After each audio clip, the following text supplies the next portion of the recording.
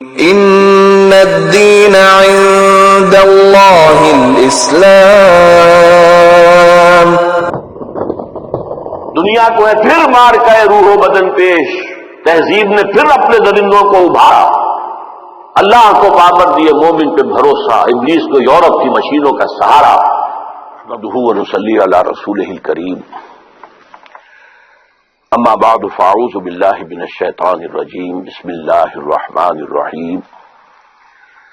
رب اشرح لی صدری ویسر لی امری واحلل عقدۃ من لسانی یفقہوا قولی۔ معزز حاضرین، السلام علیکم ورحمۃ اللہ وبرکاتہ۔ آپ حضرات نے مجھے جس موضوع پر گفتگو کی دعوت دی ہے اس کا جو براڈ ٹائٹل ہے clash of civilisations and Pakistan, یعنی ہنٹنگٹن نے جو کتاب لکھی کلیش آف سویلائزیشن، اس کے ضمن میں پاکستان جو ہے وہ کہاں کھڑا ہے، کس جگہ کھڑا ہے، کیا ہمارے لیے پروز ہیں، کیا کونس ہیں، پھر اس کے نیچے 10 سب ٹائٹلز بھی ہیں۔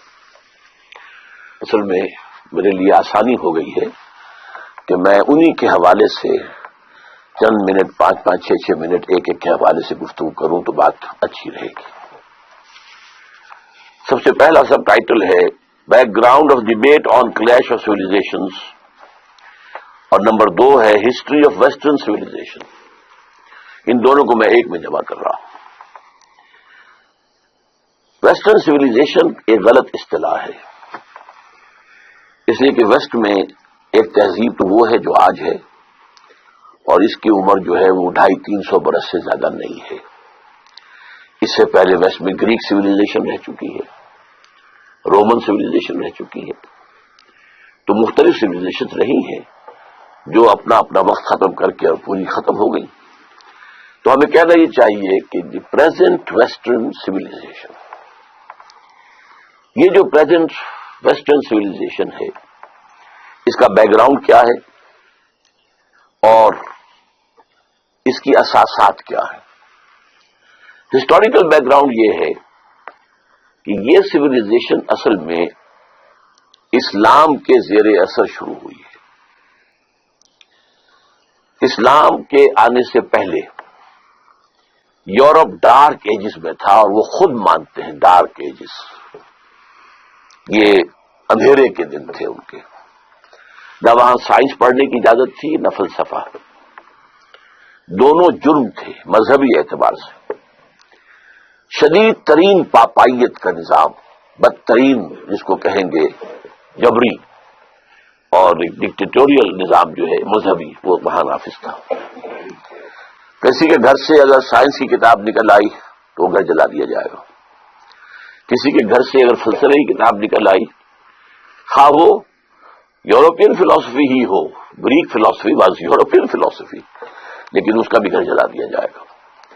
یہ حالات تھے۔ ان حالات میں اسلام داخل ہوا ہے یورپ میں، یہ 712 عیسوی 713 عیسوی میں، یعنی یوں سمجھیے کہ 8ویں جو عیسوی ہے اس کے آغاز میں، اور وہاں پر پھر اس کی ایک حکومت بہت بڑی قائم ہوئی۔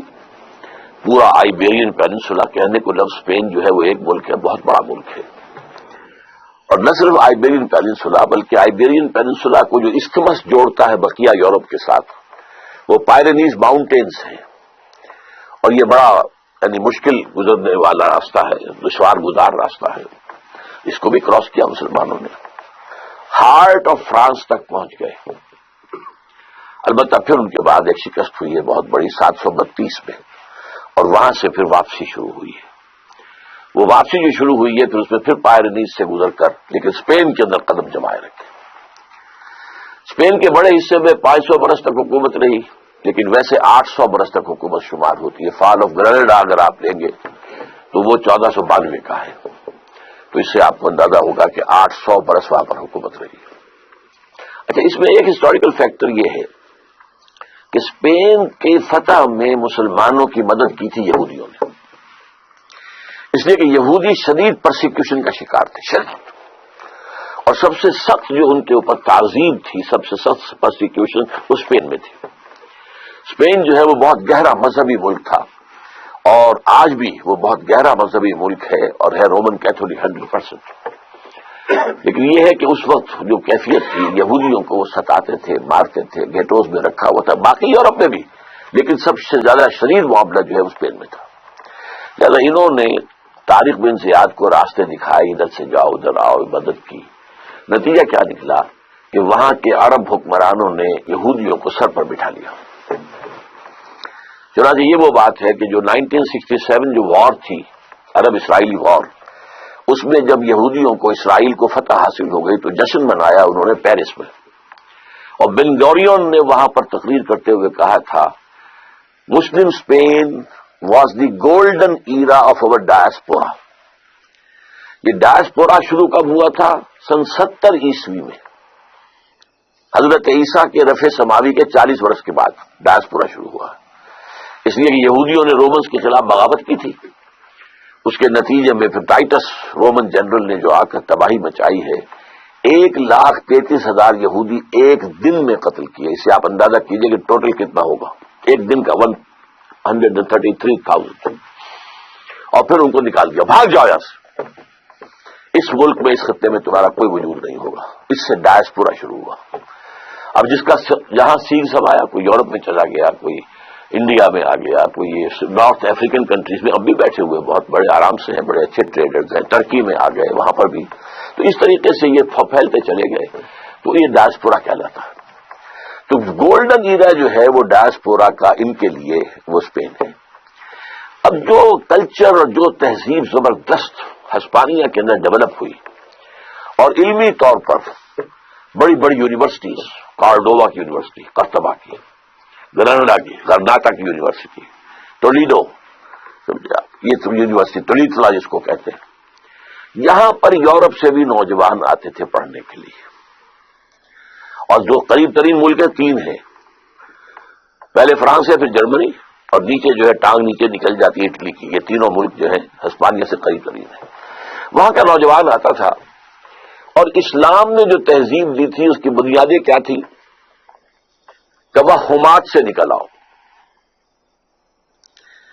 اپنا موقف قائم کرو علم پر. ولا تخف ما ليس لك به علم ان السمع والبصر والفؤاد كل اولئك كان عنه مسؤولا. ہم نے تمہیں آنکھیں دی ہیں، سماعت دی ہے، بصارت دی ہے، دماغ دیا ہے، کمپیوٹر دیا ہوا ہے دماغ کے اندر، اس سے کام لو. صرف توہمات کے اوپر کوئی عقائد قائم کر لینا اور اپنا موقف بنا لینا جائز نہیں ہے. اور اس کو علامہ اقبال نے مانا ہے کہ یہ inner core of the present western civilization یہ ہے، اینڈ دس از قرآنک. ان کی جو مشہور کتاب ہے، لیکچرز جو ہیں 6-7 بلکہ ہیں، وہ the reconstruction of religious thought in Islam, اس کے پریفیس میں وہ لکھتے ہیں the inner core of the present western civilization is Islamic. علم سے کے اوپر معاملہ رکھو، آنکھ کھولو، کان کھولو، دیکھو، سنو، نتیجہ نکالو، اور جو نتیجہ نکلا اسے میموری کے اندر فیڈ کر دو، پھر اور دیکھو اور سنو اور دیکھو اور محسوس کرو اور نتیجے نکالو، پرانی میموری سے اس کو جو ہے ٹیلی کرو اور نتیجہ نکالو، اور پھر دماغ میں رکھو. یہ تھا جو انر کور تھا عرب سویلائزیشن کا. اور اس میں فریڈم آف ریلیجن، مذہب کی پوری آزادی برابر، کوئی تشدد کسی پر نہیں، کوئی پرسیکیوشن نہیں، کسی کے اوپر جبر نہیں.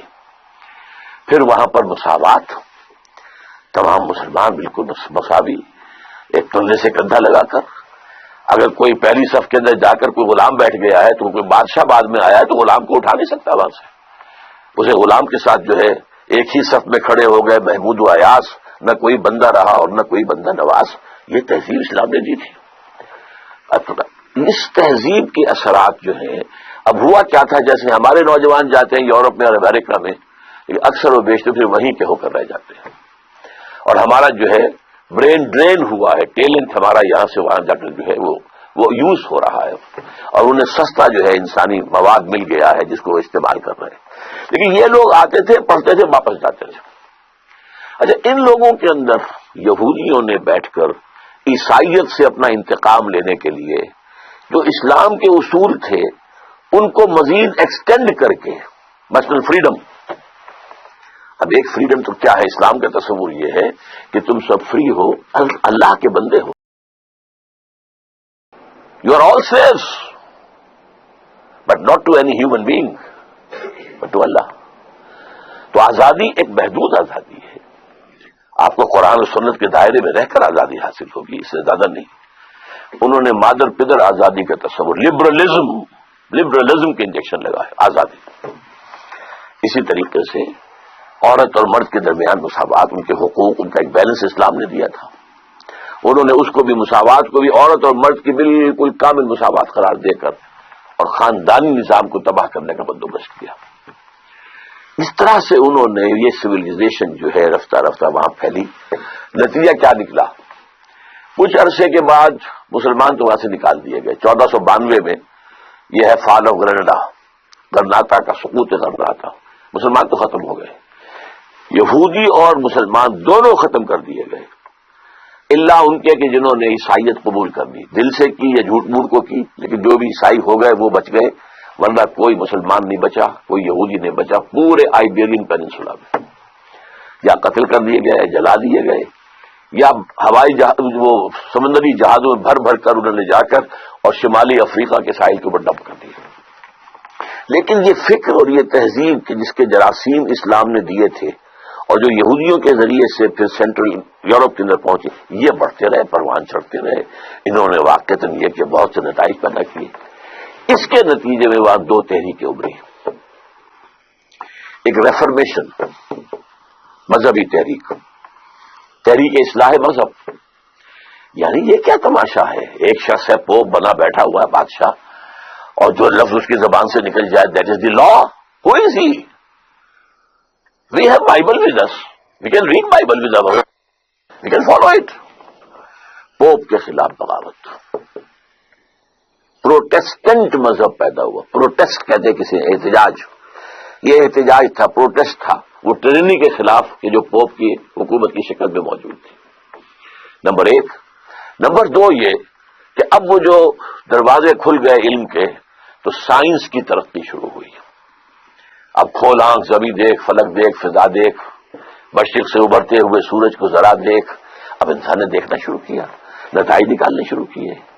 تو اکتشافات کا دور شروع ہوا، ڈسکوریز کا، انکشافات کا. پھر جو ہے چیزیں جو ایجاد کی گئی، ایجادات کا دور شروع ہوا. تو ایک فزیکل سائنسز، اچھا اسی کا نام رینیساں ہے، یا رینیسانس یا رینیسانس جس کو کہتے ہیں. یہ ہے تحریک احیاء العلوم. یہ علم بھی آزاد ہو گیا اور مذہب بھی آزاد ہو گیا. اور اس معاملے میں سب سے سبقت کرنے والا ملک جو ہے وہ انگلستان. سب سے پہلی بغاوت جو ہے پوپ کے خلاف وہ انگلستان نے کی. چرچ آف انگلینڈ اپنا علیحدہ بنا لیا، پوپ سے disconnected, we have nothing to do with you. اور سب سے پہلا دوسرا انہوں نے کیا کام کیا؟ اب تین چیزیں انہوں نے پیدا کی ہیں یورپ کے اندر. اب یہ ایک لمبا پروسیس ہے، کئی صدیوں پہ پھیلا ہوا ہے، یہ کوئی ایک دو چار دن کی بات تو نہیں ہے. وہ جو حفیظ کہتا ہے کہ تکمیل اور تدوین فن میں جو بھی حفیظ کا حصہ ہے، 20 صدی کا قصہ ہے، 2-4 برس کی بات نہیں، یہ 3-4 صدیوں کی بات ہے جو میں آپ کے سامنے چند الفاظ میں رکھ رہا ہوں. نمبر 1 انہوں نے ایجاد کیا سیکولرزم. مذہب کا ریاست سے کوئی تعلق نہیں. Keep your religion with you or in your places of worship.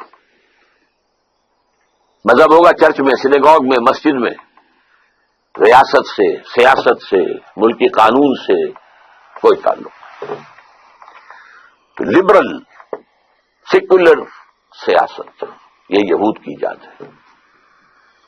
Number 2 interest حرام تھا، سود دونوں طرح کا، یوزری بھی اور کمرشل انٹرسٹ بھی، دونوں حرام تھے جب تک پوپ کا اقتدار تھا. اس کے خلاف کیلوین کے ذریعے سے کتاب لکھائی گئی اور پھر اس سے انٹرسٹ کو جائز قرار دیا گیا. لہذا سب سے پہلا بینک جو ہے وہ بھی انگلینڈ میں قائم ہوا، بینک آف انگلینڈ. معیشت اب سود کی بنیاد پر، جوئے کی بنیاد پر، یہ معیشت اس سے چلے گی. تیسرا کام انہوں نے یہ کیا، یہ ان کا انتقام تھا عیسائیوں سے اور یورپ سے بدلہ لینے کے لیے کہ ان میں بد اخلاقی، فحاشی، بے پردگی، عریانی، فری سیکس، اسے رواج دو، میک دم اینیملس. بھول جائیں یہ کہ کیا شرم کیا ہوتی ہے اور حیا کس چیز کا نام ہے. یہ سب میک دم اینیملز. جیسے حیوانات ہوں، درندے ہوں، ظاہر بات ہے کہ سیکشول ان کا ایکٹ جو ہے پبلک میں ہوتا ہے، کھل کر ہوتا ہے. تو آپ زو میں جا کر دیکھ لیجیے، وہ ہو رہا ہے جو کچھ ہوگا. لہٰذا یہ کیا تماشا بنا رکھا ہے؟ یہ ساری چیزیں ان کے پروٹوکالز کے اندر لکھی ہوئی ہیں جو سائن ہوئے ہیں 1897 میں بیسل میں.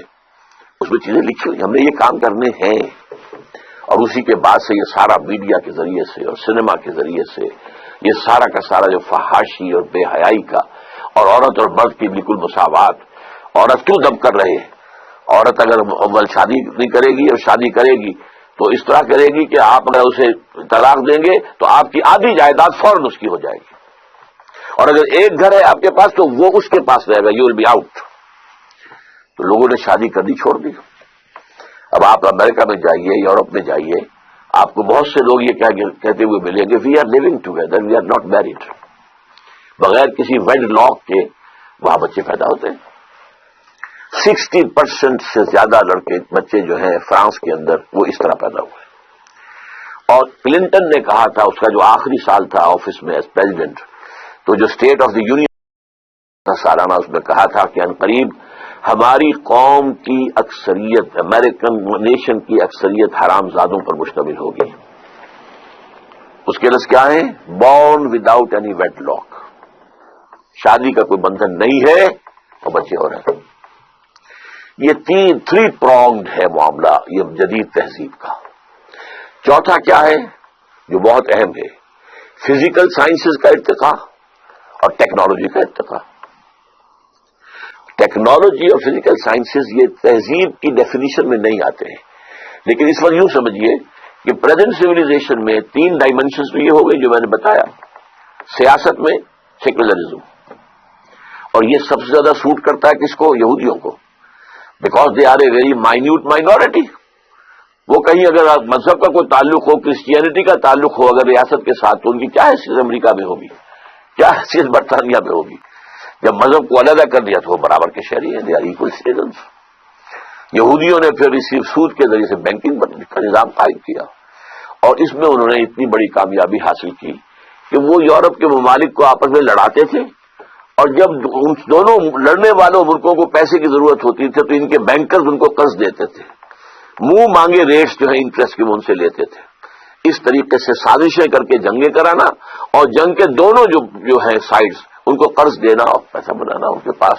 نتیجہ یہ نکلا کہ پچھلی صدی کے اسی زمانے میں، یوں سمجھیے آج ہم 2006 میں بیٹھے ہیں، 1905 میں گئے تھے علامہ اقبال 1001 سال پہلے، 101 سال پہلے. لیکن انہوں نے وہاں مشاہدہ کر لیا تھا کہ اسی بینکنگ کے نظام کی وجہ سے فرنگ کی رگے جہاں پنجائے یہود میں ہے. They are controlling. بینکنگ کے نظام کے ذریعے سے وہ کنٹرول کر رہے ہیں. تو تہذیب کے ذریعے سمجھیے بے شرم بے حیا معاشرت، خاندانی نظام کی تباہی، بے خدا بے دین لبرل سیاست، سود اور جوئے پر مبنی آزاد معیشت، اور چوتھی چیز جس کو میں اب اس وقت میرے سامنے مثال آئی ہے، پہلے کبھی نہیں آئی، جیسے 4th ڈائمینشن کہتے ہیں. یہ جہاں ہم بیٹھے ہیں ایک لمبائی ہے، ایک چوڑائی ہے، ایک اونچائی ہے. یہ 3 ڈائمینشنل اسپیس کا کانسیپٹ ہے. لیکن یہ کہ آپ کو معلوم ہے کہ آئنسٹائن نے آتا جو کانسیپٹ دیا، time is the 4th dimensional space and that is the most important. Visible نہیں ہے، اس دی 4th ڈائمینشنل اسپیس. اسی طرح اس تہذیب کے جو 4th ڈائمینشن ہے وہ فزیکل سائنسز اور ٹیکنالوجی ہے.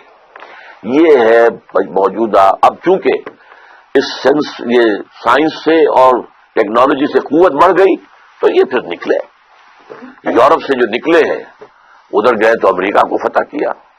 امریکہ کے جو وہاں کے رہنے والے لوگ تھے ان کا تقریباً نام و نشان مٹا دیا، اس لیے کہ وہ ذرا مہذب نہیں تھے، وحشی تھے. اور وحشی لوگ غلام ہونا پسند نہیں کرتے، مرنا پسند کرتے ہیں. لہذا انہوں نے اپنی تباہی جو ہے قبول کر لی، غلامی قبول نہیں کی. لیکن اس کے بعد ان کا جو آیا ہے سیلاب، 1492 میں فال آف اسپین ہوا ہے، فال آف گرینڈا.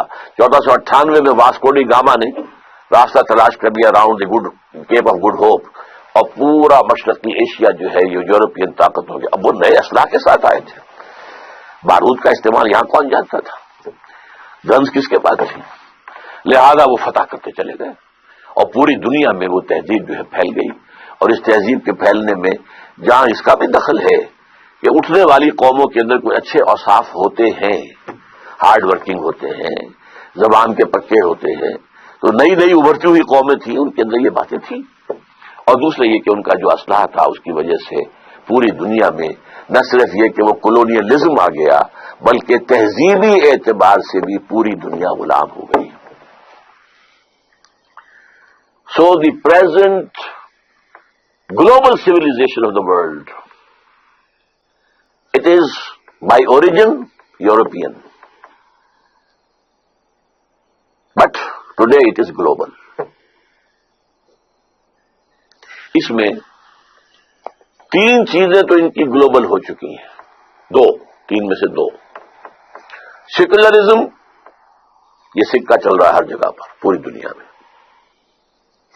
انٹرسٹ اینڈ بینکنگ کی بنیاد کے اوپر معاشی نظام پوری دنیا میں ہے.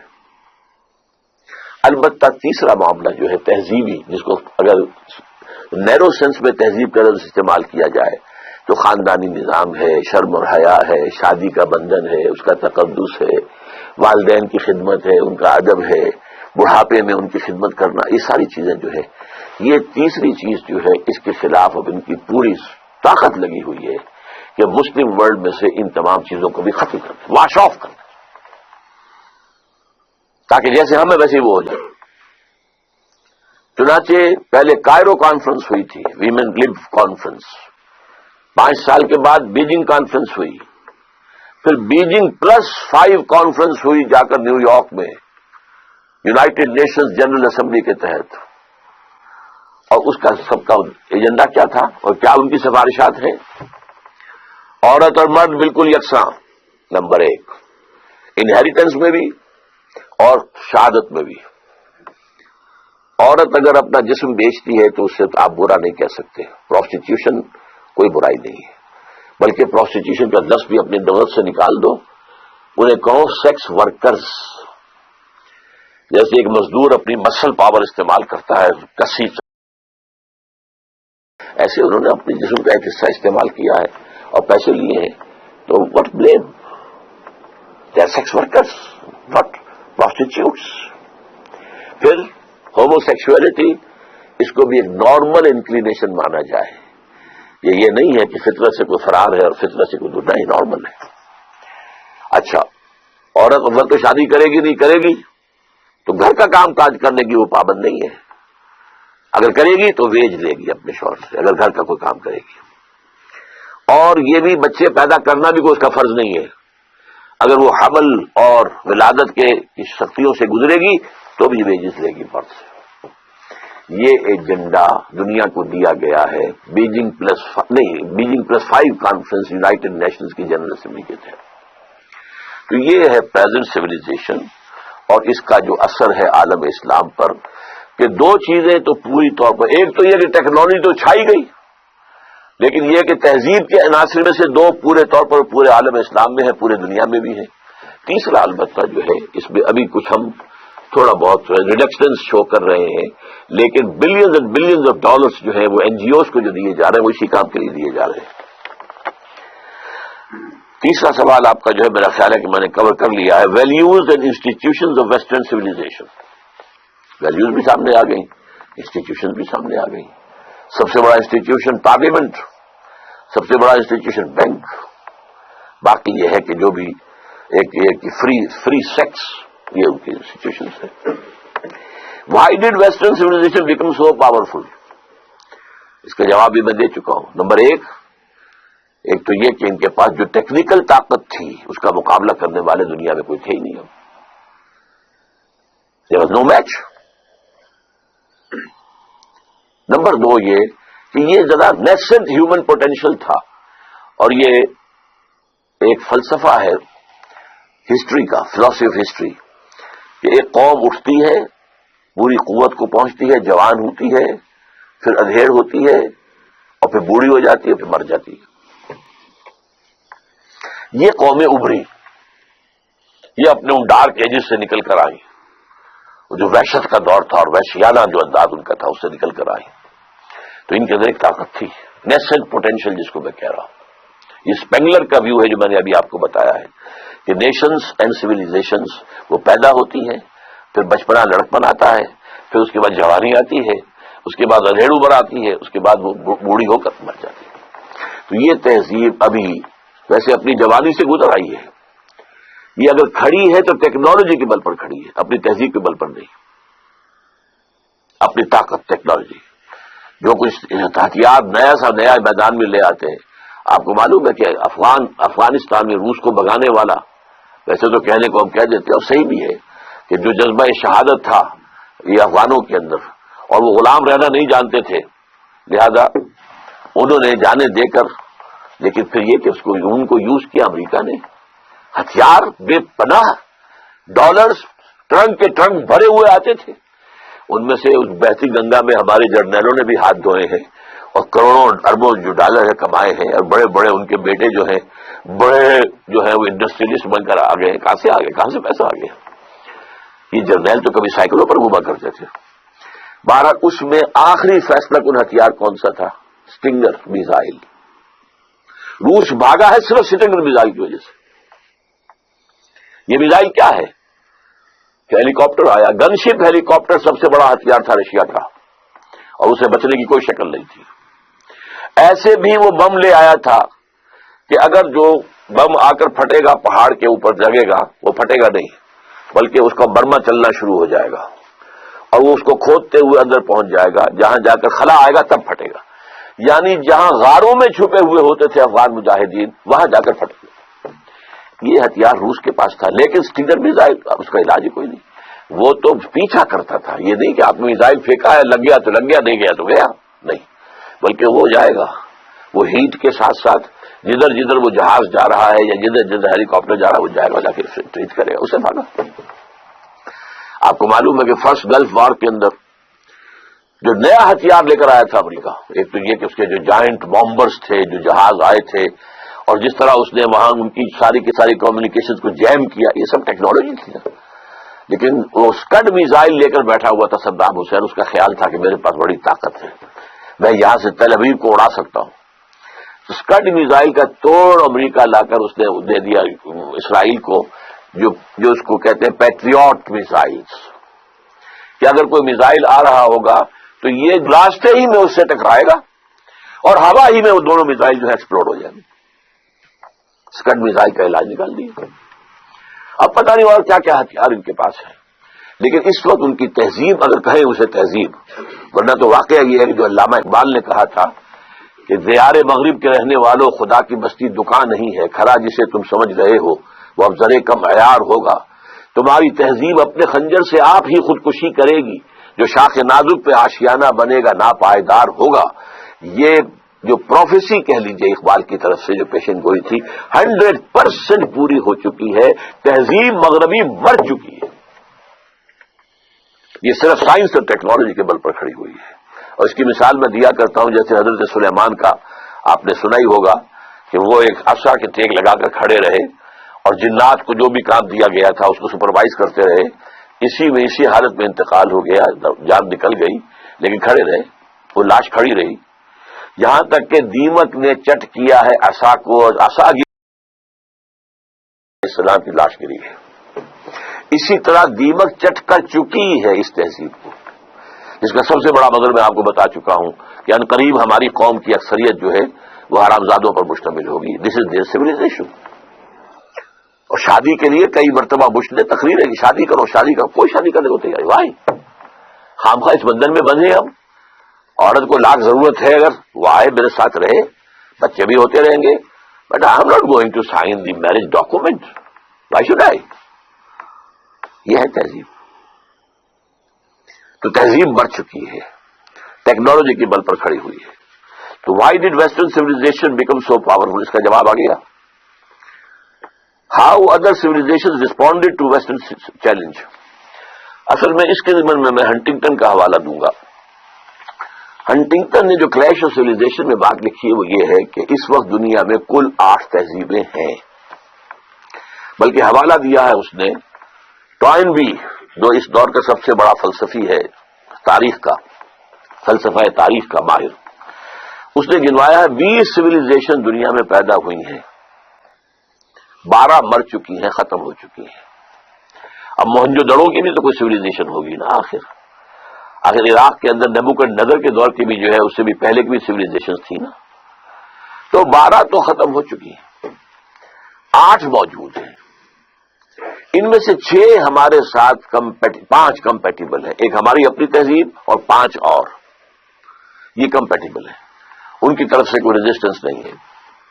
مثلا سب سے بڑا ہمارے سامنے مثال ہے انڈین سویلائزیشن، معلوم ہوتا ہے کہ بہن ہے، وہی ناچ گانا رقص و سرود شراب نوشی یہ وہ سب کچھ بے حیائی جو بھی تھا، ان کے ہاں شادی کا بندھن تھا، عورت کا ایک معاملہ تھا، وہ بھی اب ختم ہو رہا ہے۔ تو اس نے یہ کہا تھا کہ یہ جو 6 ہیں سویلائزیشنز، ان میں سے 5 کو تو 7 سویلائزیشن جو مزید ہیں، ہماری ایک اور 6 اور 2، ان میں سے 2 وہ ہیں کہ جو ہمارے ساتھ ایسیمولیٹ نہیں ہو سکتی، ایک Muslim civilization of the Muslims, Islamic civilization, اور دوسرے ہے کنفیوشین سویلائزیشن آف چائنا۔ اچھا، یہ بات میں نے پہلی مرتبہ اس سے سنی ہے، میرا مطالعہ نہیں ہے، نہ میں چین گیا ہوں، نہ مجھے وہاں کے حالات معلوم ہے۔ البتہ یہ کہ جب یہ میں نے چیز پڑھی تھی اس کے بعد ہی کچھ ہی عرصے کے بعد نیوز ویک کا ایک پورا شمارہ آیا تھا خاص، اور وہ تھا revival of Confucius in China. تو کنفیوشنزم جو ہے وہ گویا کہ وہاں پہ ریوائیو ہو رہا ہے۔ ان 2 کو کہا ہے اس نے کہ یہ ہمارے لیے they are hard nuts to crack, باقی 5 تہذیبیں جو ہیں یا 6 تہذیبیں جو ہیں، 5 کہنا چاہیے کیونکہ 6ٹھی تو ان کی اپنی ہے اور 2 یہ ہے، تو 8 کل تہذیبیں ہیں۔ تو یہ ریئیکشن ہے کہ باقی تہذیبوں کی طرف سے کوئی خاص جو ہے کنفرنٹیشن نہیں ہوئی ہے۔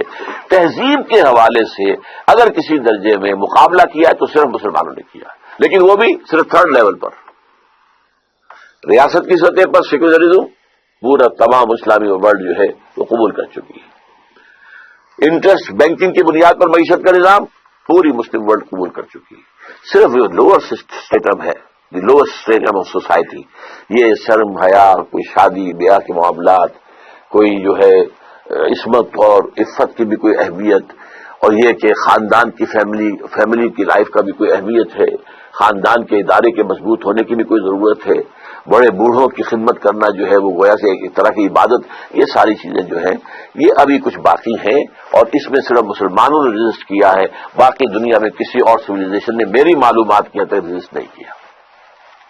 اور یہی وجہ ہے کیونکہ میں امریکہ آتا جاتا رہا ہوں، اب تو مجھے خیر 5 سال ہو گئے کہ میں نہیں جا سکا، 9/11 کے بعد تو انہوں نے مجھے ویزا دینا بند کر دیا، لیکن یہ کہ اس سے پہلے میں وہاں جا کر دیکھتا رہا ہوں کہ وہاں پر وہ جو ہے تہذیب اس کا تو خاتمہ ہو چکا ہے، بالکل فیملی سسٹم بالکل ختم ہو چکا ہے، تباہ و برباد ہو چکا ہے۔ شادی کے واس کہتا رہا ہے بش، لیکن شادی کرنے کے لوگ تیار نہیں ہیں، اور سب سے بڑی شکایت انہیں مسلمانوں سے کیا ہے؟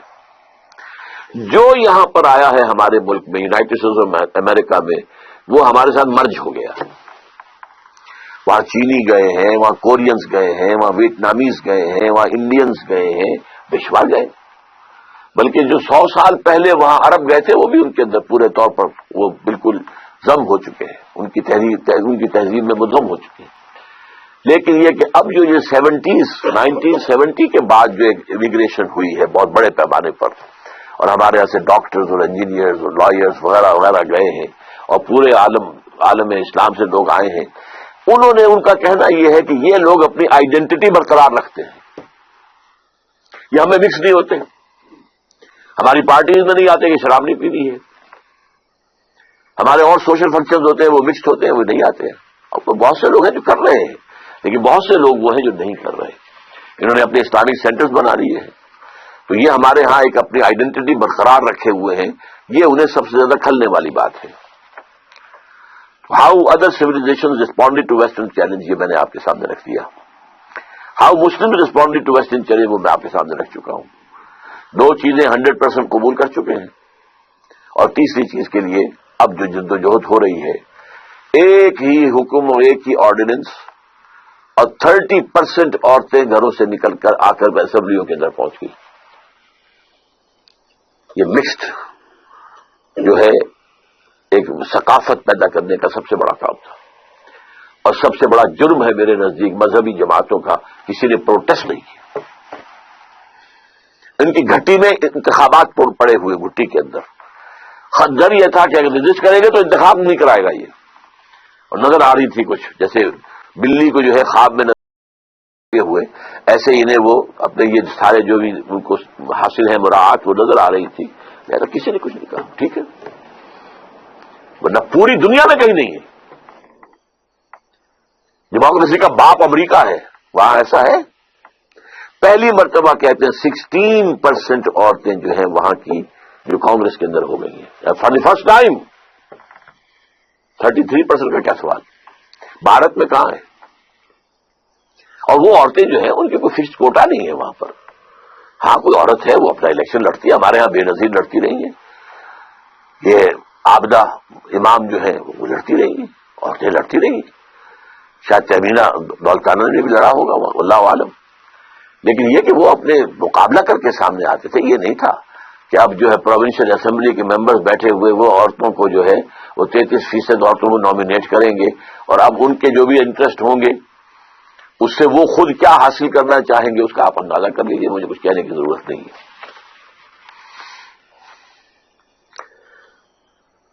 Why have Muslims failed in their response to the West? ہماری فیلئر کا سب سے بڑا سبب یہ ہے، میں ایک تو بیان کروں گا وہ اسپینگلر کا پوائنٹ آف ویو. تہذیبیں اور قومیں اٹھتی ہیں، اپنے عروج کو پہنچتی ہیں، پھر گرتی ہیں، پھر ختم ہو جاتی ہیں. 12 تہذیبیں ٹوائنبی کے نزدیک ختم ہو چکی ہیں. ہمارا بھی معاملہ یہ تھا کہ ہمارا ایک اوپر کی جو موومنٹ تھی، اپر موومنٹ، وہ عربوں کی زیر قیادت تھی. عرب قوم nascent potential from the desert area, فطرت کے مقاصد کی کرتا ہے نگہبانی، یا بندہ صحرائی یا مرد کوہستانی. بندہ صحرائی. اس کے بعد کیا ہوا؟ اسلام تو خلافت راشدہ کے بعد سے ڈکلائن شروع ہو گیا، اب ملوکیت آ گئی، وہ اسلام کا نظام شورائی جو ہے حکومت کی سطح پر ختم ہو گیا. لیکن عرب بڑھتے گئے بڑھتے گئے بڑھتے گئے بڑھتے گئے، پھر بوڑھے ہو گئے، پھر مر گئے. ان کی موت کے لیے 2 چیزیں ذہن میں رکھیے.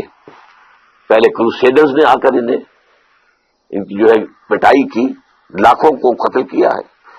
یہ جب 1099 میں یروشلم فتح کیا ہے کروسیڈرز نے تو جتنا قتل عام ہوا ہے کہ گھوڑوں کے گھٹنوں تک خون کی ندیاں بہ رہی تھیں یروشلم کی گلیوں کے اندر. اور یہ لکھنے والے ویسٹرن جو ہے آتھرز ہیں، انہوں نے شرم کے ساتھ سر جیسے معلوم ہوتا ہے کہ نیچے کیا ہوا ہے اور شرما کر بات لکھ رہے ہیں. حقیقت کو لکھا ضرور ہے انہوں نے. اور اس کے بعد تاتاریوں کے ہاتھوں آئے اور کروڑوں مسلمان قتل ہوئے. Not lakhs, not it, literally کروڑوں. پوری خازم شاہ کی حکومت عظیم ترین، دی گریٹر خراسان، دی خراسان بزرگ، دی گریٹر خراسان، ختم. ایسا بھی کیا ہے کہ ایک شہر کی ساری آبادی کو قتل کیا اور ان کے دھڑ تو پھینک دیے، صرف سر جو ہے سرے ایک جگہ جمع کیے، ایک پہاڑی کی شکل دی ان کو، اس کے اوپر تخت جمایا گیا اور کسی تاتاری وحشی سردار نے اس تخت پہ بیٹھ کے شراب کی. This happened in the 13th century of Christian era. 1258 میں فال آف بغداد کے ساتھ عرب قوم کی موت واقع ہو گئی. قومیں رہتی ہیں، اس کے بعد ان کے لیے قیادت نہیں تھی. اس کے بعد سے مسلم ورلڈ کی، مسلم امہ کی قیادت عربوں کے ہاتھ میں نہیں ہے. ہاں اللہ کی طرف سے یہ معجزہ ہو گیا، جنہوں نے کروڑوں مسلمانوں کو قتل کیا تھا وہ خود اسلام لے آئے. ہے آیا فتنہ تاتار کے افسانے سے پاسباں مل گئے کعبے کو صنم خانے سے. اس کے بعد 4 عظیم ترین مملکتیں جو بنی ہیں انڈیا میں، کون تھی یہ؟ خاص طور پر مغل، ترکان تیموری، یہ ترک تھے. ایران میں ترکان صفوی، دی صفوید ٹرکس، پھر دی سلجوق ٹرکس، مڈل ایسٹ کے اندر سلجوقی، اور اناطولیہ سے جو ایشیا مائنر سے شروع ہو کر جو نکلے ہیں، پھر آٹومان ٹرکس، تو آپ کو معلوم ہے کہ یورپ کا مشرقی حصہ پورا فتح کیا. ویانا کی سیج تک گئے ہیں، وہاں سے واپسی شروع ہوئی ہے. جیسے حضور کے زمانے میں ٹورز تک پہنچ گئے تھے، تقریباً 200 میل رہ گیا تھا پیرس حضور کے بعد صلی اللہ علیہ وسلم. حضور کا انتقال تو 632 میں ہو گیا ہے، اس کے بعد جو ہے 732 میں وہ شکست ہوئی ہے وہاں پر. اسی طرح سے ویانا کا جب اٹھانا پڑا ہے محاصرہ، تو وہاں سے بیکورڈ موومنٹ شروع ہوئی ہے. لیکن یہ کہ یورپ کا بہت بڑا حصہ جو ہے ترکوں کے زیر نگی رہا ہے. 400 برس تک خلافت بھی ان کے پاس رہی. پھر ڈاؤن فال آ گیا. اب ہم اس دوسرے ڈاؤن فال کے لوئسٹ ایب پر کھڑے ہوئے ہیں، اور یہ لوئسٹ ایب شروع ہوا ہے 1924 سے. 1924 میں خلافت ختم، صرف ایک سمبل تھا، a symbol of Muslim unity, ختم. اور سن 14 سے 18 تک کی جو جنگ تھی، اس کے نتیجے میں great Ottoman empire just vanished from the surface of the earth, اور at least I can say from the map of the world. زمین تو ختم نہیں ہوا کرتی نا، لیکن یہ کہ بھارت آٹومان امپائر کہاں تھی یہ آج کوئی بھی نہیں بتا سکتا. کہاں بتائیے نقشے کے اندر کہاں تھی؟ ختم. حصے بکھرے ہو گئے عالم اسلام کے. بغاوت کروائی تھی ترکوں کے خلاف اربوں سے. کرنل لارنس، اس نے جو بغاوت کروائی ہے، یہ جو شاہ بیٹھا ہوا حسین کا اس کا پردادا جو تھا، اس نے بغاوت کی تھی اور ترکوں کو ذبح کیا تھا، ترکوں کو قتل کیا تھا. حرم شریف میں اس لیے کہ قلعہ موجود تھا. جو لوگ، اب تو وہ ختم ہو گیا قلعہ، جو لوگ کچھ عرصے پہلے گئے ہیں وہاں پر، تو پہاڑی جو ہے باب عبدالعزیز کے سامنے وہاں پہاڑی نظر آتی ہے، اور پہاڑی کے اوپر ترکوں کا قلعہ ابھی تک موجود تھا. وہ وہاں موجود تھے، توپیں موجود تھیں، وہ توپیں چلا سکتے تھے، لیکن انہوں نے خانہ کعبہ کو نقصان پہنچانا گوارا نہیں کیا. ان کی نگاہوں کے سامنے ترک جو ہے فوجی وہاں پر ذبح کیے جاتے ہیں. اور وعدہ کیا تھا؟ ہم تمہیں آزادی دیں گے. تم ترکوں کے غلام کیوں ہو گئے ہو؟ آزادی کیا دی؟ سب حصے بکھرے کر لیے. عراق انگریزوں کے پاس رہے گا، مصر انگریزوں کے پاس رہے گا، شام فرانسیسیوں کے پاس رہے گا، فلسطین کا بھی مینڈیٹ انگریزوں کے پاس رہے گا، لیبیا اطالویوں کے پاس رہے گا، الجزائر فرانس کے پاس رہے گا، وغیرہ وغیرہ، موریٹانیہ اسپین کے پاس رہے گا، وغیرہ وغیرہ. تو یہ لو اسٹیپ تھا. تو ہم اس اعتبار سے اس وقت تاریخی پہلو سے وہ اپنے دو عروج دیکھنے کے بعد، پہلا عروج under the leadership of the Arabs, دوسرا عروج under the leadership of the tricks. اب یہ دونوں نیچے زمین پر پڑے ہوئے ہیں. ایک تو یہ ہے جو حقیقت ہے جس کو سمجھنا چاہیے، اور دوسرے یہ کہ ہمارا اصل سبب کیا ہے. اسے میں کہوں گا ایمان کی کمزوری. مغرب کا فلسفہ جب ہمارے سر پر آ کر سوار ہو گیا تو اس سے ہمارے ایمان کی جڑیں کھد گئی. مسلمان تو ہم رہ گئے، مومن نہیں رہے. وہ جو پرسنل کنوکشن ہوتی ہے، یقین، جس کو اقبال کہتا ہے یقین پیدا کرے ناداں یقین سے ہاتھ آتی ہے، وہ درویشی کے جس کے سامنے جھکتی ہے فغفوری. یقین نہیں رہا. یقین کہاں ہے؟ We have only a racial creed. یہ ہمارا ایک نسلی عقیدہ ہے جو والدین سے ہمیں منتقل ہو گیا. We are Muslim only because we are born of Muslim parents, that's all. Do we really believe in Allah? Do we really believe He is all powerful? Do we really believe He is present everywhere? Do we really believe in the life hereafter? That it is the real life? And it is the eternal life. Do we believe? جانبداری نہ کیجیے، اپنے غریبانوں میں جھانکیے.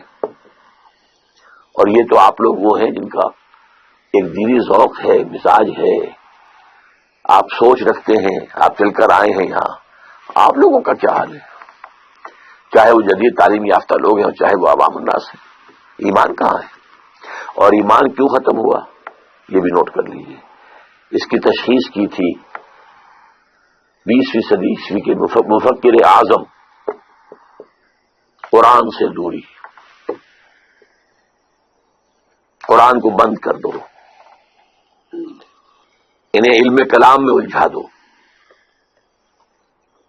انہیں تصوف میں مگن کر دو، مست رکھو ذکر و فکر صبح گاہی میں اسے. قرآن کو بند کر لو، ورنہ قرآن میں تو یہ پڑھیں گے تو ملوکیت کے خلاف بات سامنے آئے گی، بادشاہت کے خلاف، سرمایہ داری کے خلاف. لہذا اس کو بند کر دو.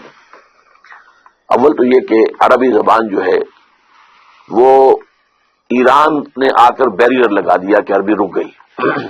یہ بھی ایک تاریخی حقیقت سے نوٹ کر لیجئے. عربین پیننسولا یوں چلتا ہے، نیچے سے چوڑا ہے، اوپر سے تنگ ہے. ادھر سے خلیج فارس آ رہی ہے اور ادھر سے بحر قلزم آ رہا ہے. اچھا، اس کے اوپر جو ہے تاج بڑا رکھا ہوا ہے، وہ بھی عرب ورلڈ ہے. عراق عرب اور شام عرب، اور اس کو کہتے ہیں الجزیرہ. یہ جزیرہ نما عرب جو ہے الجزیرہ ہے. یہاں سے اسلام نکلا، مسلمان نکلے. فتوحات شمال میں تو خیر کوہ قاف جو ہے وہ رکاوٹ تھا، زیادہ آگے جا نہیں سکتے تھے. مغرب میں پھیلا، مشرق میں پھیلا. فتوحات تو دونوں طرف یکساں ہوئی، لیکن کلچرل وکٹری جو ہے وہ ایسٹ میں حاصل نہیں ہو سکی، صرف ویسٹ میں ہوئی. کیونکہ شمالی افریقہ جو ہے بیرن تھا، وہاں کوئی کلچر تھا ہی نہیں، وہاں کوئی تہذیب تھی ہی نہیں، نہ کوئی فلسفہ تھا، نہ کوئی ادب تھا. لہذا ویکوم تھا.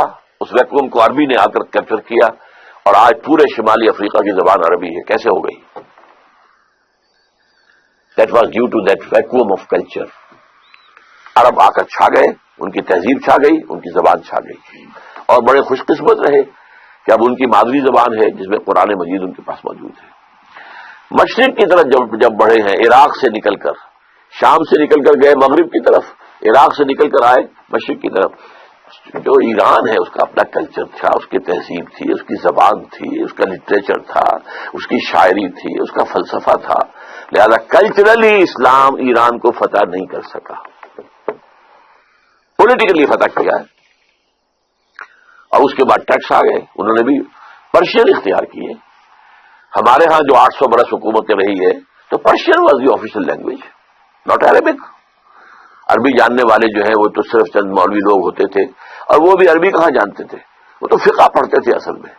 اس لیے کہ 3 عہدوں کے لیے آدمی درکار تھے. سول سروس تھی یہ ان کی، مسلمان حکومتوں کی، کہ انہیں قاضی چاہیے، magistrates, they must be expert in law. مفتی چاہیے، یورس کنسلٹنٹس مفتی، اور خطیب چاہیے جامع مسجدوں کے لیے. اس کے لیے انہوں نے نظام بنایا، ایک تعلیمی نظام. اس میں زیادہ زور نہ عربی زبان پر ہے نہ قرآن پر ہے، سارا زور فقہ پر ہے. لہذا یہاں پر عربی آئی ہی نہیں، قرآن مجید سے ہمارا تعارف ہوا ہی نہیں. یہ تو آج سے تقریباً سمجھیے کہ 300 برس پہلے شاہ ولی اللہ دہلوی رحمۃ اللہ علیہ فارسی میں ترجمہ کیا. حالانکہ ان کے خلاف بغاوت ہو گئی تھی اور مولویوں نے فساد کھڑا کر دیا تھا. انہیں جرم کیا ہے، ترجمہ کیا ہے، قرآن کا ترجمہ کیا فارسی میں. ان کو قتل کرانے کے لیے ولایتی بلا لیے گئے تھے. ولایتی کون ہے؟ افغان. ایک دوسرا چونکہ ملک تھا نا، یہ ولایت تھا، یہ افغانستان جو ہے یہ ولایت تھا. تو جیسے کہیں سے ہمارے ہاں مکرانی جو ہے وہ جرائم پیشہ لوگ مشہور تھے کراچی میں، مکرانی کی شکل دیکھ کر آدمی ڈرتا تھا. اس طرح یہ افغانی جب آتے تھے ولایتی، تو ولایتی بلا لیے گئے تھے کرائے کے قاتل. اور مسجد فتح پوری جو جہاں سے کہ شروع ہوتا ہے ان کا جو کون سا ہے، چاندنی چوک، وہاں اس کے سرے کے اوپر جو فتح پوری مسجد ہے، اس میں عصر کی نماز کے بعد حدیث کا درس دیتے تھے شاہ صاحب. اور طے یہ تھا کہ جب وہ نکلیں گے تو قتل کر دیں گے وہ پٹھان جو کھڑے ہوئے ہیں. لیکن کچھ اللہ نے ان کی ایسا روب ان کے اندر پیدا کر دیا، دہشت پیدا ہو گئی ان کے اندر، ان کے ہاتھ نہیں اٹھے. Otherwise he would have been killed. تو قرآن کھولا ہے کچھ تھوڑا سا. آج بھی ہمارے ہاں بہت سے مذہبی حلقے ہیں جو قرآن کا ترجمہ کرنے کو غلط کہتے ہیں. ایک بہت بڑی تحریک ہے تبلیغی جماعت کی، 15 لاکھ لوگ جہاں جمع ہوتے ہیں، ان کے نزدیک قرآن کا ترجمہ کرنا غلط ہے. قرآن پڑھو اور ثواب لو. باقی مسئلہ پوچھنا مولوی سے پوچھو، تم کیوں پڑھتے ہو قرآن؟ تم قرآن پڑھو گے گمراہ ہو جاؤ گے. یہ صحیح ہے. نیم حکیم خطرہ جان، نیم ملا خطرہ ایمان. اگر آپ اسی طریقے سے پڑھیں گے کہ گہرائی میں نہیں جا رہے ہیں تو آپ گمراہ ہوں گے. یضل بہ کثیرا ویہدی بہ کثیرا. قرآن مجید کی یہ شان قرآن خود بیان کرتا ہے. اللہ تعالیٰ اسی کے ذریعے سے بہت سو کو گمراہ کر دیتا ہے، اسی کے ذریعے سے بہت کو ہدایت دیتا ہے. تو ایک حد تک ان کی بات صحیح ہے، لیکن اگر اس خطرے سے آپ قرآن کو بند رکھیں گے تو قرآن ہی سے ایمان پیدا ہوتا ہے، اور وہ ایمان پیدا ہوگا تو پھر دوبارہ اسلام زندہ ہوگا، ورنہ ممکن نہیں ہے۔ What is the role of Pakistan in crafting this answer? What is, بس میں غلط سمجھوں گا، وٹ واز۔ اب وہ رول تقریباً ختم ہو چکا ہے، پاکستان حقیقت میں ایک فیلڈ اسٹیٹ ہے آئیڈیولوجیکلی۔ پاکستان کا خواب دیکھا تھا کس نے؟ اقبال نے، اور کیا تھا اس کے سامنے؟ اس نے ایک تو سن 30 کے اپنے خطبے میں پیشن گوئی کی تھی، ہندوستان کے شمال مغرب میں ایک آزاد مسلمان ریاست قائم ہوگی۔ ابھی مشرقی پاکستان کا تصور اقبال کے ذہن میں بھی نہیں تھا۔ an independent Muslim state in the north west of India، اور کہا تھا ڈیسٹنی ہے، یہ ہو کر رہے گا۔ اور نمبر 2 بات کیا کہی تھی؟ اگر ایسا ہو گیا تو ہمیں ایک موقع مل جائے گا کہ اسلام کے چہرے پر جو بدنما داغ اور دھبے دور ملوکیت میں آ گئے، ظاہر بات ہے خلافت راشدہ تو 30 برس تھی کل، پھر تو بنو امیہ کا دور ہے 90 برس، پھر بنو عباس ہے 500 برس، پھر ترک شہنشاہ ہے، تو دنیا تو اسلام کو ان سے سمجھتی ہے نا۔ لہذا اسلام کے چہرے پر جو بدنما داغ اور دھبے آ گئے ہیں عرب امپیریلزم کے دور میں، انہیں ہم ہٹائیں اور صحیح اسلام کا ایک نقشہ دنیا کے سامنے پیش کریں۔ That was the idea which was floated by Allama Iqbal in his presidential address of 30th of December 1930۔ یہ تھا اصل میں، اور چونکہ قائد اعظم اس وقت میں وہ قائد اعظم تھے بھی نہیں، مسٹر جناح تھے، وہ ہندوستان کے حالات سے انتہائی مایوس ہو کر سیاست سے کنارہ کش ہو کر جا کر انگلستان میں کوٹھی خرید کر اور لیگل پریکٹس اپنی شروع کر چکے تھے، ورنہ انہوں نے انتہائی کوشش کی تھی کہ ہندو کسی طریقے سے کسی ایسے فارمولے پر ایگری کر جائیں جس سے مسلمانوں کو تحفظ مل سکے آزادی کے بعد، ان کا تشخص برقرار رہے، ان کے سیاسی، معاشرتی، دینی، لسانی حقوق جو ہے وہ قائم رہے۔ لیکن یہ کہ ہوا کیا؟ اگرچہ ہندوؤں نے خطاب دیا، ہی از دی ایمبیسڈر آف پیس، یہ سفیر اتحاد ہے محمد علی جناح، لیکن محمد علی جناح پھر مایوس ہو کر جا کر بیٹھے ہیں۔ تو ایس ایم اکرام صاحب کا نام آپ نے سنا ہوگا، آب کوثر، موج کوثر، روض کوثر، 3 کتابیں ان کی بہت مشہور ہیں۔ وہ اس وقت پڑھ رہے تھے آکسفورڈ میں، یہ 1930 کا واقعہ میں آپ کو بتا رہا ہوں۔ وہ آئے ملنے کے لیے محمد علی جناح صاحب سے، انہوں نے کہا جناح صاحب آپ کیوں ہندوستان چھوڑ آئے؟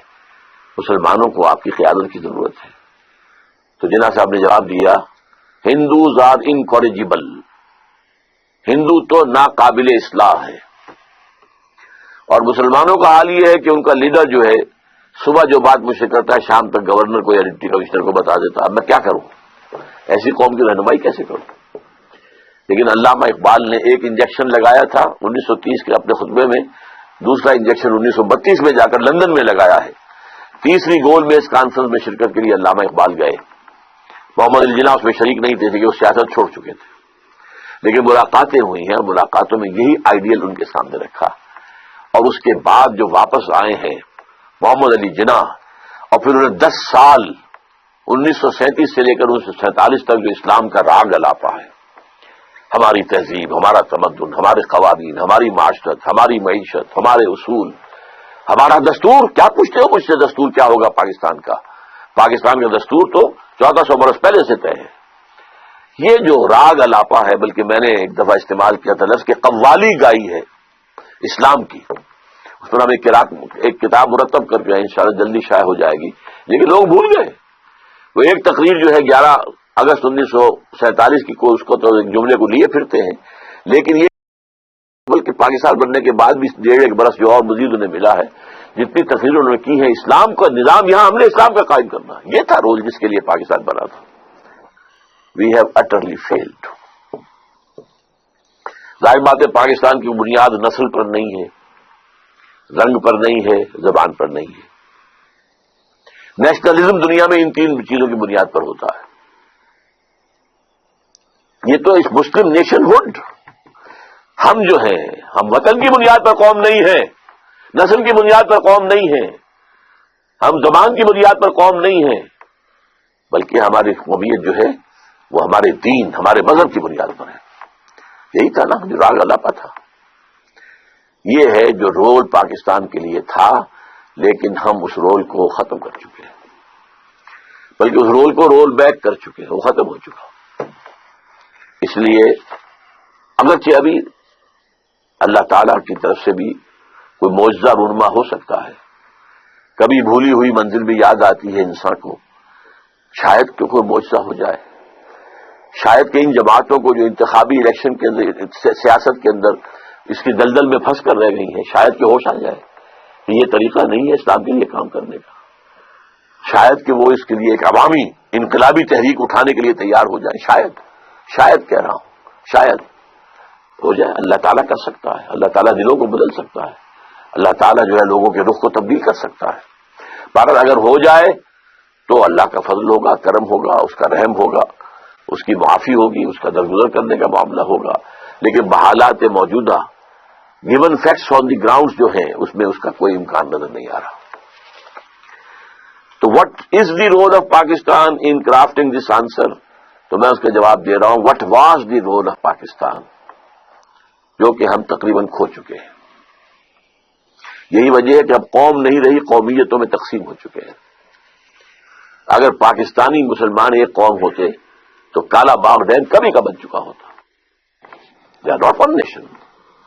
سندھی کسی شکل میں مر جائیں گے، جانے دے دیں گے، لیکن کبھی گوارا نہیں کریں گے، برداشت نہیں کریں گے، نام سننے کو تیار نہیں، کوئی دلیل سننے کو تیار نہیں۔ ہمارا یہ کمانڈو پریزیڈنٹ جو ہے، اس نے بڑی جرت سے کام لیا تھا، سندھ میں جا کے جلسے کیے، سندھ میں جا کے لوگوں سے گفتگو کی، ڈائلاگ کیے، سب کچھ کیا، اور کہنا بنے گا، لازمن بنے گا، لازمن بنے گا، لیکن then he had to retrace his steps. اب کہاں ہے، کہاں ذکر ہے؟ کہتے ہیں 2016 تک ہم کالا باغ ڈیم سمیت سب ڈیم بنا لیں گے، لیکن کہاں، کوئی امکان ہی نہیں ہے، اور 2016 تک پاکستان پہنچتا بھی ہے کہ نہیں، ورنہ رینڈ کارپوریشن اور دوسرے تھنک ٹینکس جو ہے وہ تو سمجھتے ہیں کہ 2012 کے بعد پاکستان کا وجود نہیں ہوگا، یا میکسیمم 2020 تک، 2020، اس کے بعد پاکستان کے نام سے کوئی ملک دنیا میں نہیں ہوگا۔ اس سے پہلے بلکنائزیشن کی پیشن گوئی ہے، یہ 6 حصوں میں پاکستان تقسیم ہو چکے گا۔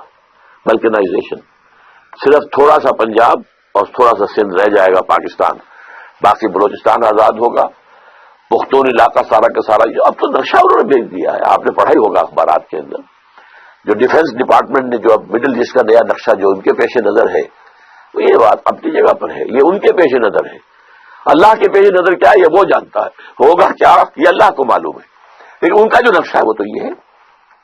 پاکستان کی پختون بیلٹ سارا NWFP اور بلوچستان کے اندر بھی پختون حصہ جو ہے یہ افغانستان کو دے دیا جائے گا۔ آزاد کشمیر اور شمالی علاقہ جات لے کر انہیں جمع کر کے اور انڈین کشمیر کے ساتھ ملا کر یہ ایک آزاد کشمیر ہوگا، انڈیپینڈنٹ گریٹر کشمیر۔ کراچی اور اس کے ملحقہ علاقے جو ہیں یہ جناح پور یا لیاقت آباد بن جائیں گے، باقی رہ جائے گا تھوڑا سا حصہ جو ہے پنجاب کا اور تھوڑا سا سندھ کا، اللہ خیر سکتا، یہ پاکستان ہوگا۔ اور یہ تو فرسٹ اسٹیپ ہے، سیکنڈ اسٹیپ یہ ہوگی کہ اس کا بھی وجود نہیں رہے گا، نام و نشان دنیا کے نقشے سے مٹ جائے گا، جیسے کہ پچھلی صدی کے آغاز میں آٹومان امپائر کا نام و نشان مٹ گیا، اور پچھلی صدی کے آخر میں USSR کا نام و نشان مٹ گیا۔ اسی طریقے سے ہو سکتا ہے اس ملک کا بھی ہو جائے، واللہ عالم، لیکن ہمیں اللہ کی جناب میں توبہ کرنی چاہیے اور اپنی اس منزل کو دوبارہ مستحضر کر کے اور کوئی عوامی اور انقلابی تحریک شروع کرنی چاہیے۔ What is the significance of ideology of Pakistan, یہ میں بیان کر چکا ہوں۔ آئیڈیالوجی کیا تھی؟ وہ یہ تھی، کس لیے ملک لیا، کس لیے لاکھوں جانیں جو ہے وہ تلف کروائیں، لاکھوں کی تعداد میں قتل ہوئے، ناٹ ان تھاؤزنڈس، لیکس، ہزارہا مسلمان عورتیں ریپ ہوئیں یا وہیں پر رہ گئیں، روک لیا گیا ان کو۔ اور مڈ 50s جو تھی، 1950s کے درمیان میں انڈیا کا اور پاکستان کا ایک معاہدہ ہو گیا تھا، یہ جو ایبڈکٹڈ ویمن ہیں، جو انڈین پنجاب کے اندر مسلمان ہیں اور جو پاکستانی پنجاب ہے اس میں ہندو اور سکھ ہیں، ان کو بازیابی کی جائے اور انہیں واپس کروایا جائے، مسلمانوں کو لایا جائے ویسٹ پنجاب، اور جو ہندو اور سکھ عورتیں ادھر رہ گئی ہیں یا رکھ لی گئی ہیں انہیں وہاں پہ بھیجا جائے۔ تو اس ٹیم کے اندر کام کرنے والے ایک شخص نے مجھے بتایا تھا، میں اس وقت میڈیکل کالج میں طالب علم تھا، کہ بہت سی مسلمان عورتوں نے ہمارے ساتھ آنے سے انکار کر دیا، اور کیسی عمدہ باتیں انہوں نے کہی ہیں۔ انہوں نے نمبر ایک تو یہ کہا، اب آئے ہو ہمیں لینے کے لیے، جبکہ یہاں ہمارے 2 3 بچے ہو چکے ہیں۔ عورت کے لیے تو بچہ اس کی جان ہے، اور اس سے بھی زیادہ بٹر ٹروتھ، تمہارے ہاں ہمیں اب کا قبول کون کرے گا؟ کوئی ہم سے شادی کرنا پسند کرے گا؟ وہاں کیا کریں گے ہم؟ کیا لیں گے وہاں جا کر؟ لیں گے کیا؟ بنایا تھا، آج تک حاصل کیا کیا ہے؟ ہمارے ہاں کوئی برلا اور ٹاٹا نہیں تھے، اب برلاؤں کے باپ ہم نے پیدا کر دیے، ٹاٹاؤں کے باپ پیدا کر دیے۔ جاگیرداری انڈیا میں فوراً ختم کی گئی، اور یہاں ابھی تک برقرار ہے، قائم ہے۔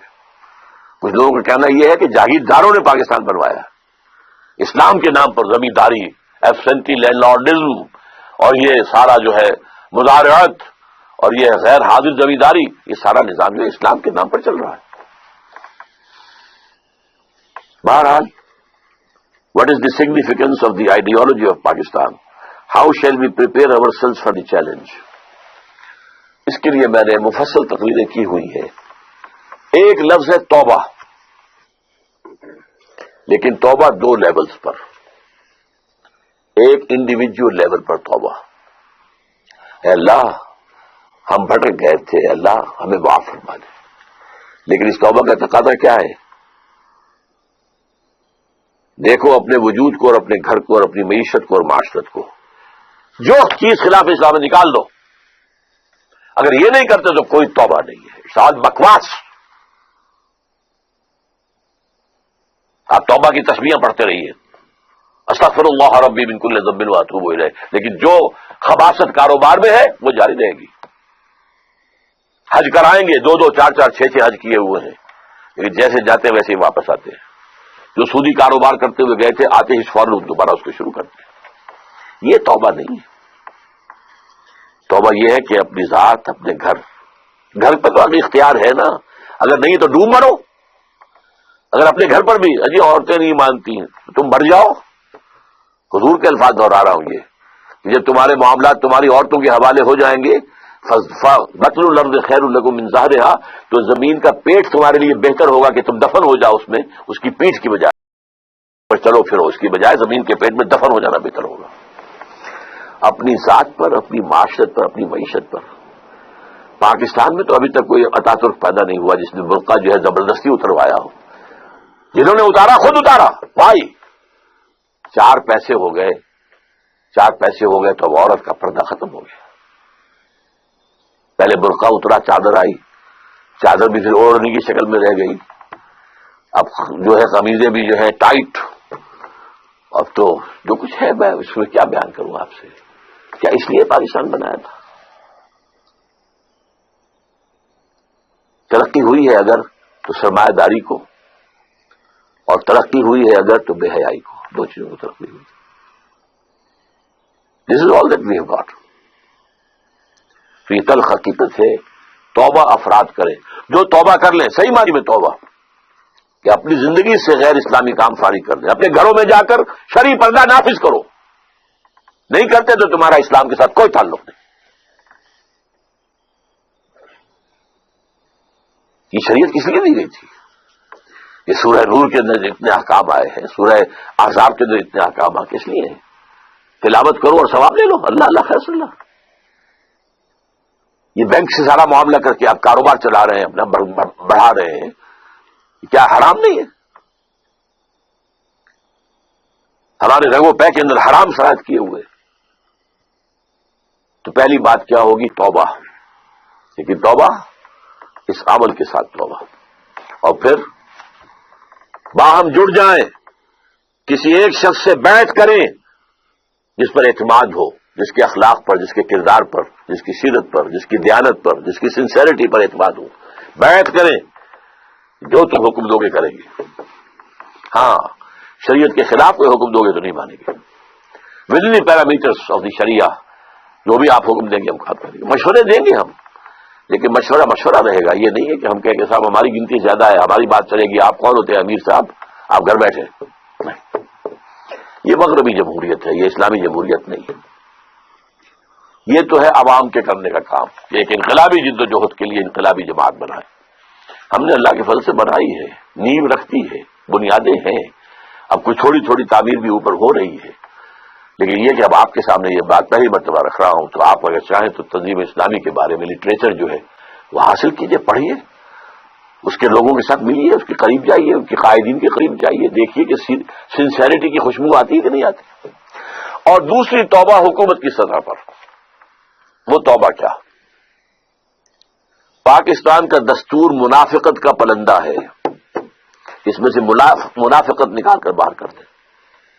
منافق کون ہوتا ہے؟ For all legal purposes he is a Muslim, but in reality is کافر.